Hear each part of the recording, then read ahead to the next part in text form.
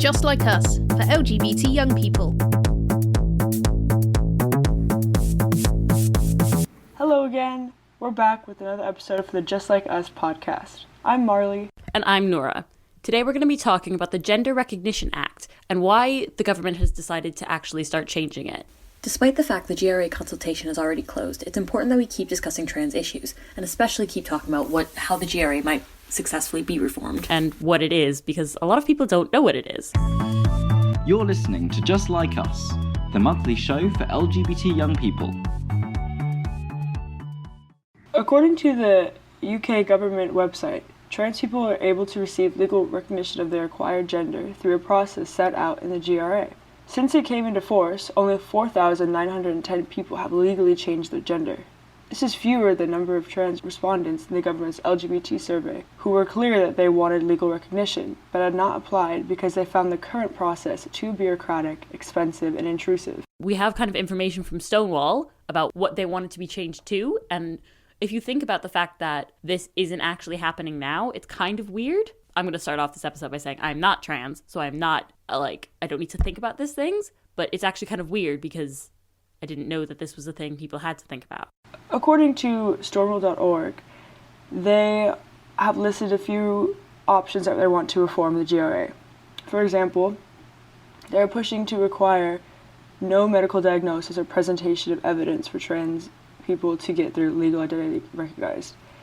And I mean, I feel like I personally reside mainly in the US, but like in a similar fashion, I just know from friends and other individuals that this whole process is not only humiliating but exhausting. Like, I know the kind of things that some of my friends have to do to actually get their gender recognized and things like that, and go through like getting hormones. It's very much you need to have medical evidence that you are trans enough to need to change your legal gender. Like, that's what it seems to me. That's not how that works. If you are trans, you're trans. That's it.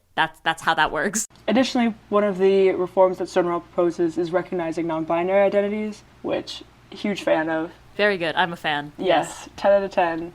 Support that. Gender binary doesn't exist. The proposed reform would also give younger trans people the right to self-determination, which, again, I am very much into. Trans people exist.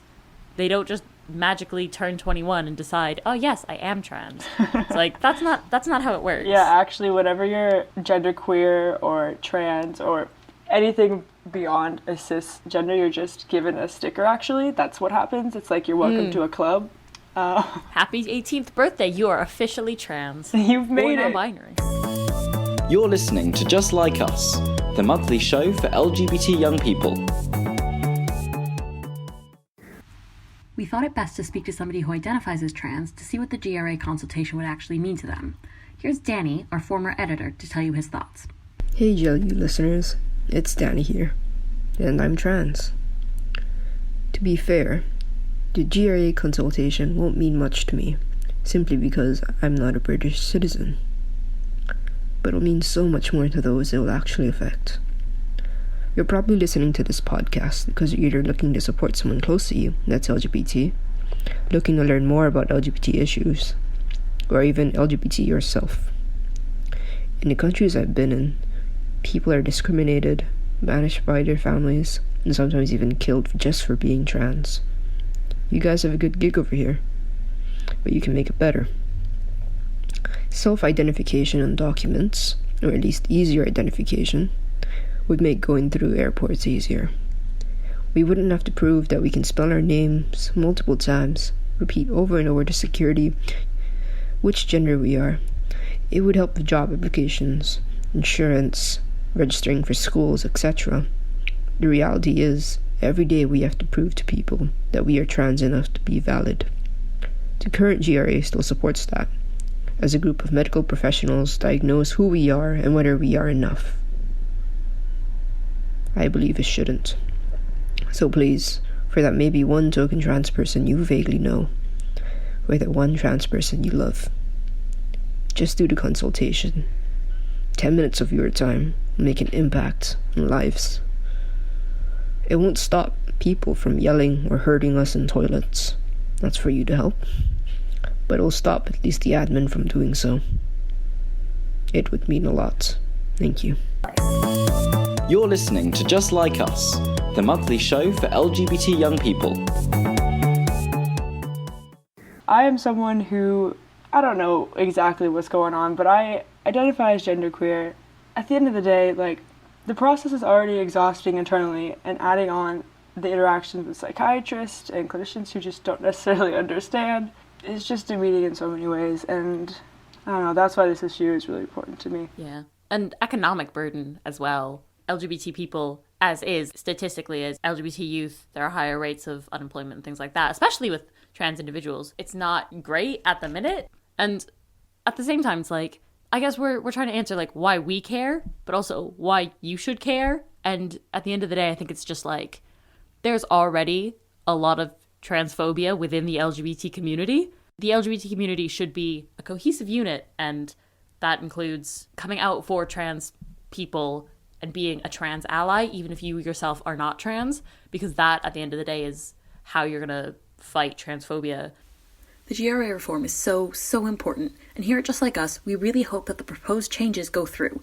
Regardless of the outcome, though, it's super important to stay clued up on trans issues. That's all for us this month, but thank you so much for listening. We have greatly appreciated it. I'm not sure that I will be here next month. Scandal. But as we mentioned earlier, just invest yourself, because whether or not you're LGBT, you can make a difference. This is one of those very unique opportunities where you can actually make a difference and actually share what you think. And I know there are a lot of community groups that are filling this out together, and Stonewall's doing something. I know Labour has done something. So there are always going to be people that'll help you fill this out in the best and most communicative way possible. Hopefully, if you're listening to this now, still have time to fill it out. So do that. But otherwise, thank you so much for listening. I have been Nura. And I'm Marley, and this was a Just Like Us podcast. You've been listening to Just Like Us, the monthly show for LGBT young people. The show was hosted by Nura and Marley, produced by Samantha, Rosie and Marley, and edited by Clodagh, Ffion and Danny. The music was by Twisterium. We come into schools too. Young people, teachers and parents can find us at www.justlikeus.org.